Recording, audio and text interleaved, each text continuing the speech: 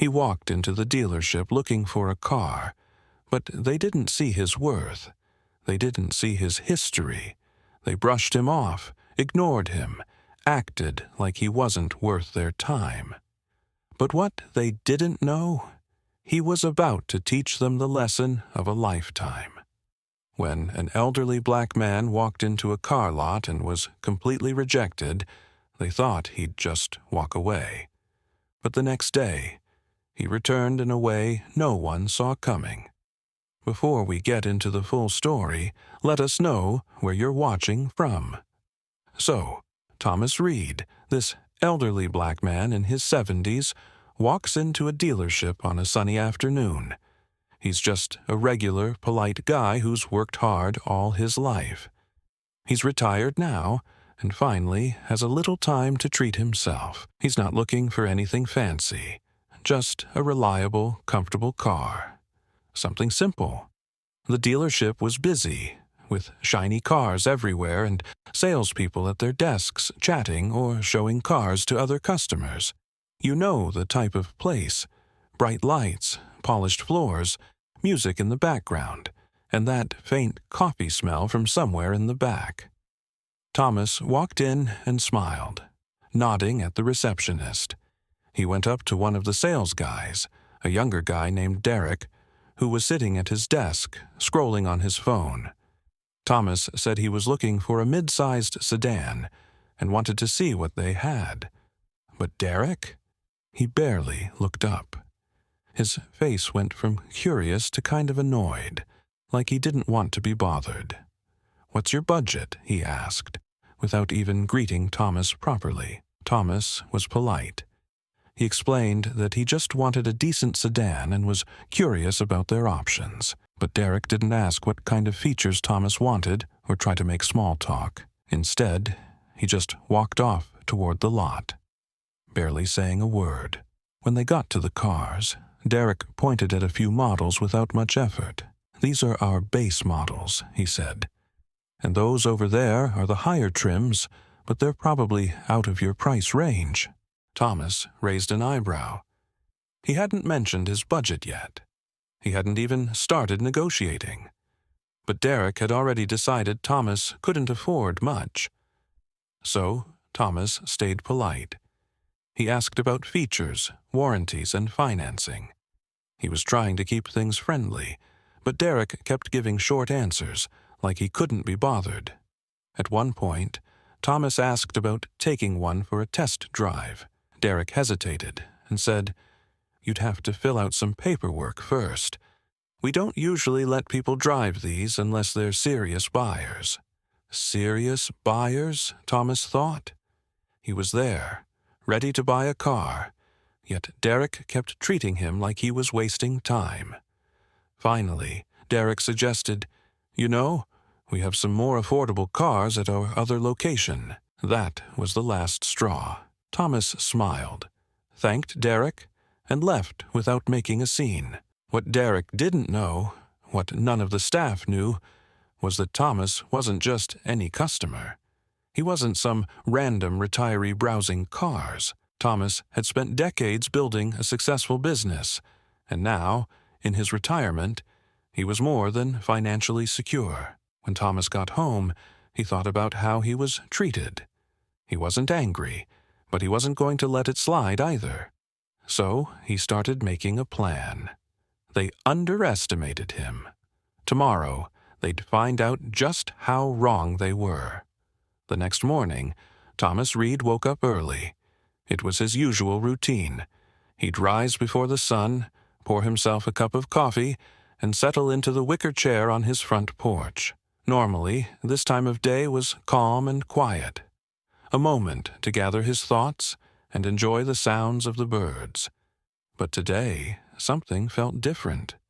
He stared into his coffee, thinking back to the dealership. Derek, the salesman who had barely looked him in the eye. The staff who seemed more interested in their phones than in actually helping him. He remembered their dismissive comments, the subtle digs about what he could or couldn't afford. For a moment, he wondered if he should just let it go. He could find another dealership, buy the car he wanted, and move on. But the more he thought about it, the more he realized something important. This wasn't just about him. Thomas had been through plenty of challenges in his life. He had faced situations where people underestimated him or assumed they knew his story just by looking at him. And every time, he had proven them wrong, not by yelling, not by fighting, but by showing them the truth in the most direct way possible. He sipped his coffee and glanced down at the paper resting on the table. The headlines blurred as his mind drifted. He had a choice: walk away quietly or send a message that people like Derek needed to hear. By mid-morning, Thomas had made up his mind. He picked up the phone and called a friend, someone he trusted in the business world. The two had known each other for years, back when Thomas was building his own company from the ground up. They discussed numbers, reviewed some options, and by the time Thomas hung up, he had a plan. His next call was to his financial advisor. This wasn't going to be a simple car purchase. No, Thomas had a bigger idea. He explained the situation, laid out his strategy, and asked for a few key adjustments to his portfolio. By the time the call was done, everything was set. That afternoon, Thomas returned to the dealership. He wore the same modest outfit, just slacks, a well-pressed shirt, and polished shoes. No flash, no fanfare. The receptionist recognized him immediately and gave him a polite nod, but when Derek saw him walk through the front door, his face twisted into a half-smirk. "Oh, you're back," Derek said. His tone was dripping with sarcasm. Thomas didn't react. He simply nodded and asked, "Is the owner in today?" "The owner?" Derek raised an eyebrow. "Why do you need to see the owner?" "I just have some business to discuss," Thomas replied calmly. Derek glanced at the other salesman standing nearby. They exchanged a look, one of those silent, smug exchanges that said, "This guy again?" Finally, Derek sighed and said, "He's in his office. It's back there." Thomas thanked him and walked across the showroom. The other salespeople watched him go, whispering among themselves. Inside the office, Thomas sat down with the dealership's owner. He didn't waste time. He introduced himself, briefly mentioned his visit the day before, and then explained what he wanted. This wasn't about causing a scene or getting an apology. Thomas laid out his offer, a straightforward, serious proposition backed by years of financial stability and experience. At first, the owner looked surprised, but as Thomas continued to speak, his surprise turned into respect. He could see that Thomas wasn't bluffing. By the time the meeting ended, the paperwork had been signed. Thomas didn't just buy a car, he bought the entire dealership. As he walked back out into the showroom, Thomas didn't make an announcement. He didn't raise his voice or demand attention. He simply nodded to the receptionist and said, "I'll be back tomorrow." The staff started whispering almost immediately. "What just happened?" one of them asked. "I think he just bought the place," another said, their voice barely above a whisper. "No way," Derek said, shaking his head. "That guy?" No chance. But then Derek was called into the office. The other salesmen watched as he disappeared behind the door, their faces a mixture of confusion and curiosity. When Derek came back out, his expression was completely different. The smirk was gone. He didn't say a word. He just went back to his desk, opened a drawer, and started packing up his things.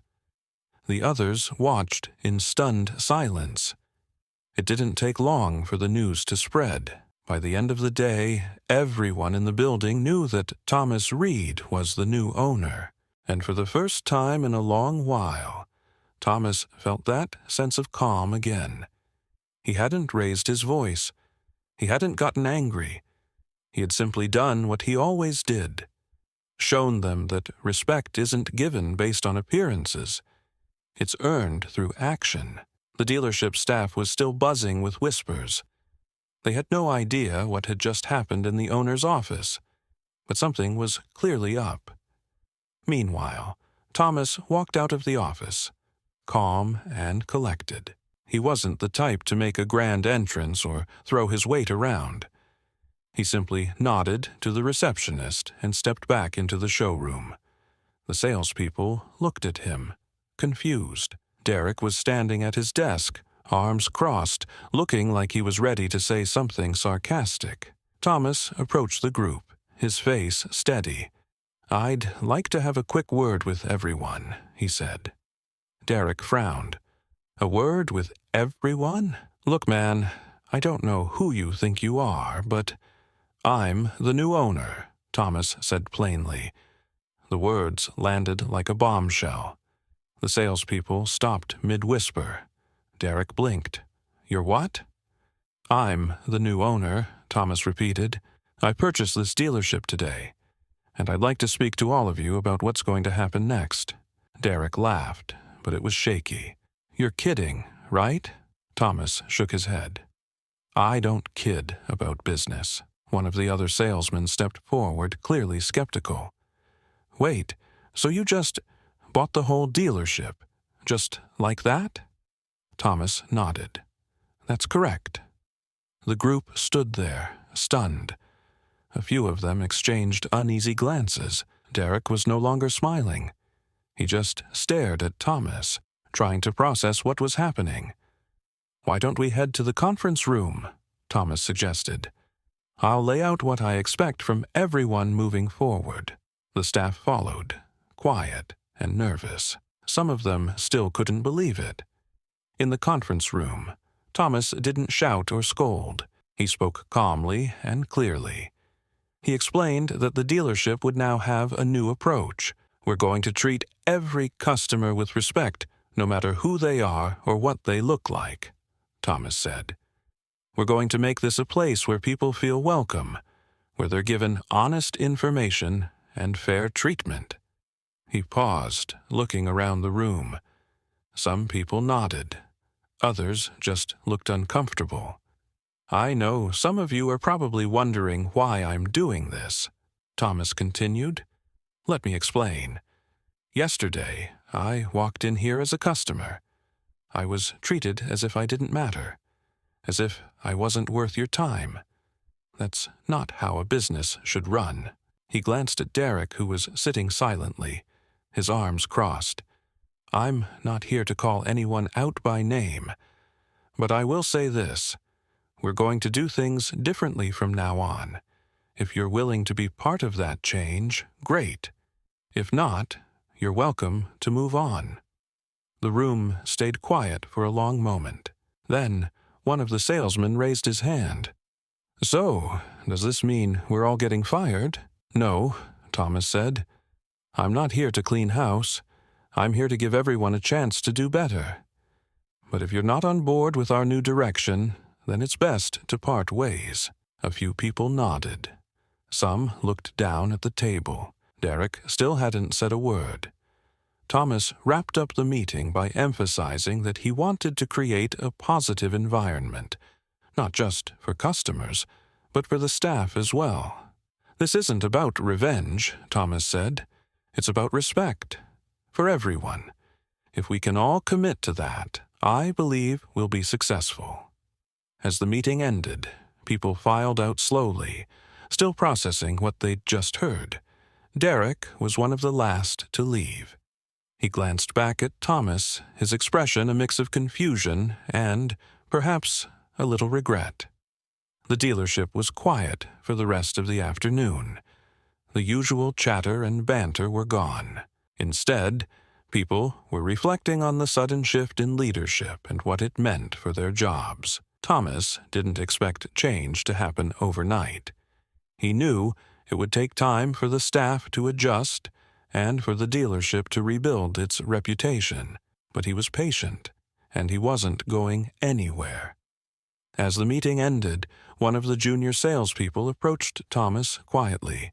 "I just want to say, I'm sorry," he said, looking down. "I didn't mean to ignore you yesterday. I didn't even realize."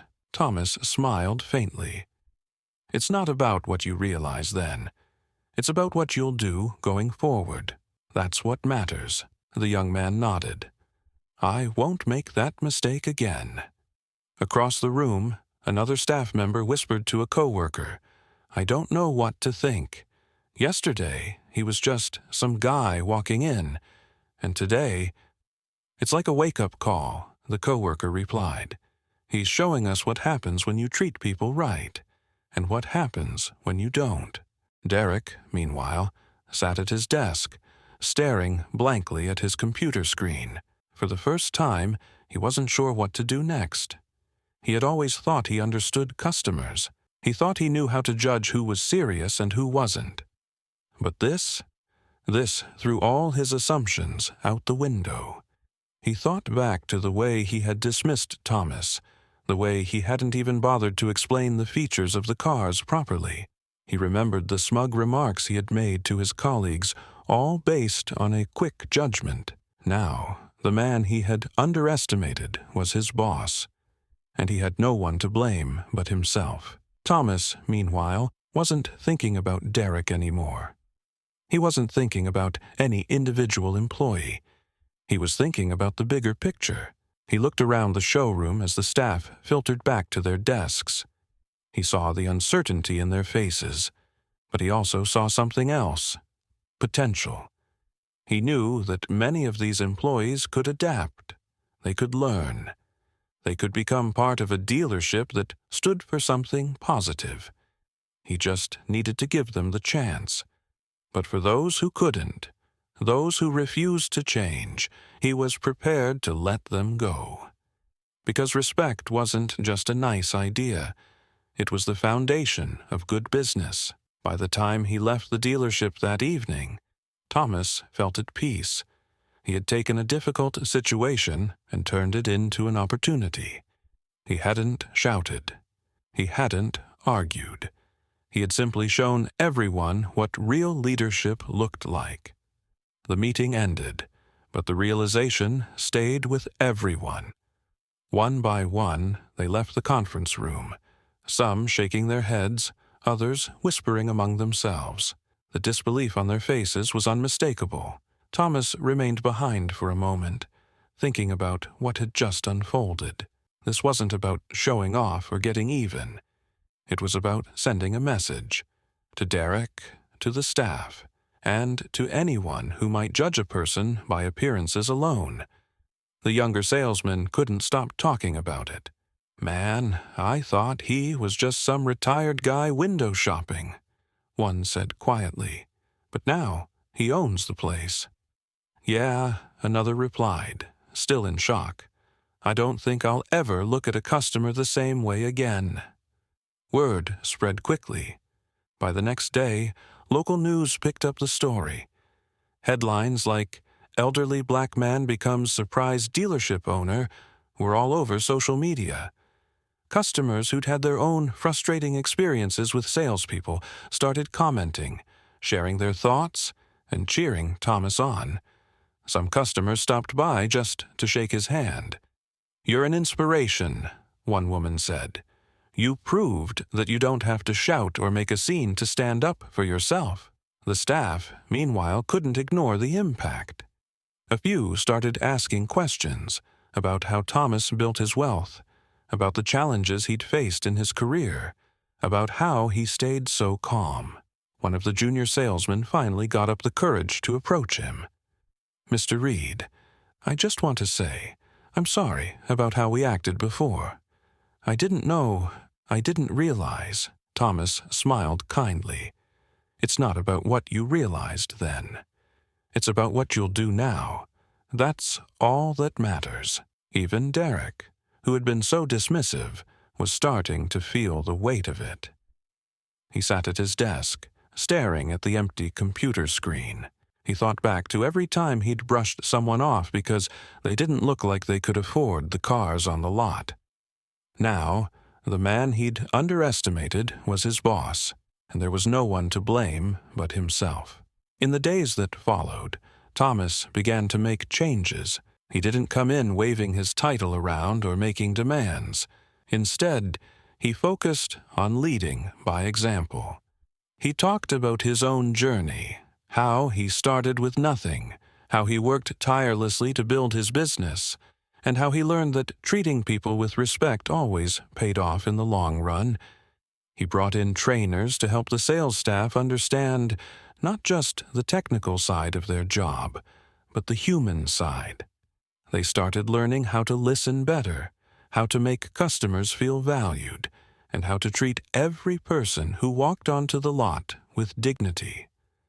And it wasn't just for show. The changes started having an effect almost immediately. Customers noticed. They mentioned how different the atmosphere felt, how they no longer felt like they were just being sized up for their wallets. Thomas's story became a symbol. It wasn't just about one dealership.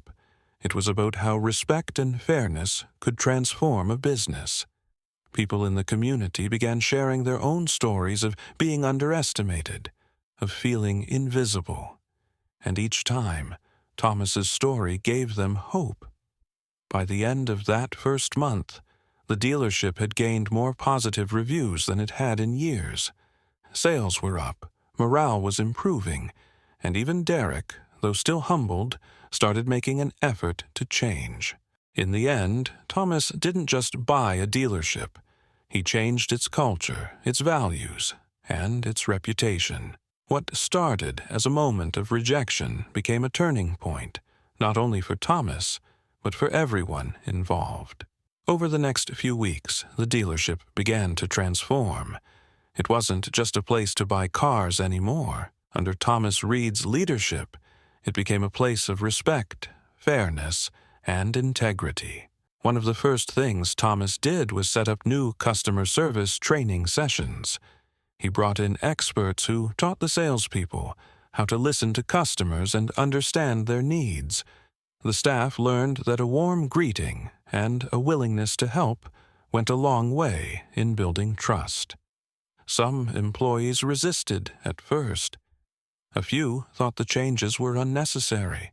They believed that the old ways, judging a customer by their appearance, assuming who could and couldn't afford a car, were just part of the business. But as time went on, those who embraced the new approach began to see the results. Customers started leaving glowing reviews online. They mentioned how welcoming the staff was, how honest they were about pricing, and how the entire process felt more transparent. Derek, the salesman who had dismissed Thomas on his first visit, struggled at first. He wasn't used to seeing customers as more than just a sale. But after several training sessions and a few candid conversations with Thomas, Derek started to change. He began greeting customers with a genuine smile. He asked questions without making assumptions. And when he made his first sale under the new leadership, he realized that treating people with respect didn't just feel good. It made business sense, too. One day, a customer walked in wearing worn-out clothes and carrying a beat-up briefcase. In the past, Derek might have ignored them or pointed them to the cheapest models. But this time, he welcomed them warmly and asked, "What kind of car are you looking for?" The customer smiled, told their story, and ended up buying one of the dealership's top models. It turned out they were a small business owner who'd been looking for a reliable vehicle to expand their delivery service. Derek's respectful approach not only made the sale, but it also created a loyal customer who promised to return for future purchases. Thomas watched moments like these unfold quietly. He didn't need to micromanage. He just made sure the team had the tools and guidance they needed to succeed. Word of the dealership's transformation spread beyond the local community. Regional newspapers picked up the story, and customers from nearby towns started visiting. "This is the place where the new owner turned things around," they'd say. "If you want to be treated right, go there." But for Thomas, it was never about fame or recognition. he was more interested in the lesson this whole experience taught. It reminded him, and everyone who worked there, that respect and fairness could rebuild trust.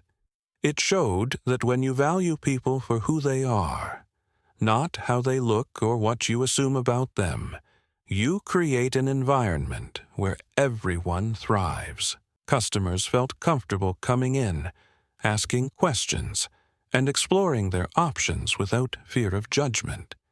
Employees felt proud of their workplace, knowing they were part of something bigger than just selling cars. By the end of the first year, the dealership's revenue had climbed significantly. Thomas reinvested some of the profits into community programs, sponsoring local events, and supporting youth initiatives. The dealership became more than just a business. It became a part of the community. When people heard Thomas's story, how he had walked in as a customer, been ignored, and then bought the dealership, they didn't just see a man who had money. They saw a man who had principle. Thomas's quiet, steady leadership reminded everyone that you didn't need to yell to make a difference.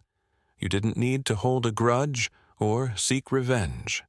All you needed was a firm belief in what's right and the determination to follow through. What made Thomas's approach unique was his ability to lead by example.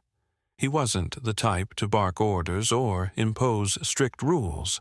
Instead, he showed the staff what a respectful interaction looked like. He made sure everyone had the chance to step up and contribute to the dealership's success. It wasn't about tearing people down. It was about lifting them up and giving them the tools to succeed. As the months passed, even the most skeptical employees began to see the value in Thomas's methods. They found that treating customers with respect not only made the buying process smoother, but also made their jobs more enjoyable. They no longer felt like they had to pressure people into buying. Instead, they focused on building trust. And that trust led to repeat customers and positive word of mouth. One employee, who had been with the dealership for years, approached Thomas after a staff meeting. "You know," she said, "I never thought a business like this could change so much. I used to dread coming to work some days. But now, I actually look forward to it. It feels like we're part of something bigger." Thomas nodded. "That's the idea," he said. "When you create a culture of respect, everyone benefits, not just the customers, but the employees too." The community began to notice the difference as well. Local businesses partnered with the dealership for events, and charities reached out for sponsorships.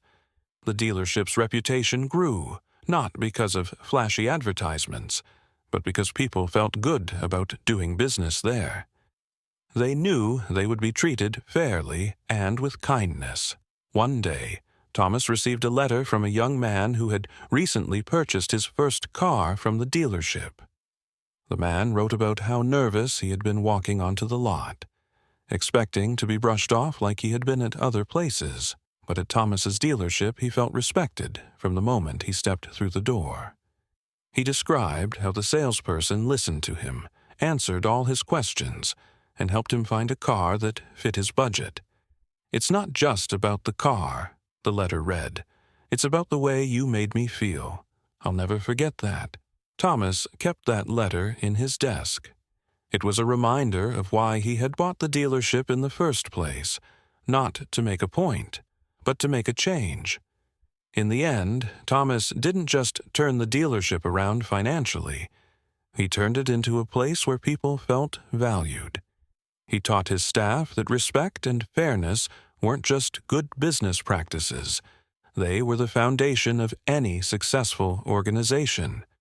And as the dealership thrived, so did everyone connected to it. When people looked back on what Thomas had done, they saw more than a successful business. They saw a lesson in humility, integrity, and the power of leading by example. Thomas Reed had taken what could have been a fleeting moment of frustration and turned it into a lasting legacy. And that's the story of how Thomas Reed turned an ordinary visit to a car dealership into something extraordinary. What started as a moment of rejection became a lesson in respect, fairness, and determination. The changes he made didn't just help the business thrive. They inspired everyone involved. They reminded us that kindness and integrity can have a lasting impact. Now, here's a question for you. Have you ever had a moment where someone underestimated you and you proved them wrong? We'd love to hear your stories. Drop them in the comments, and let's keep the conversation going.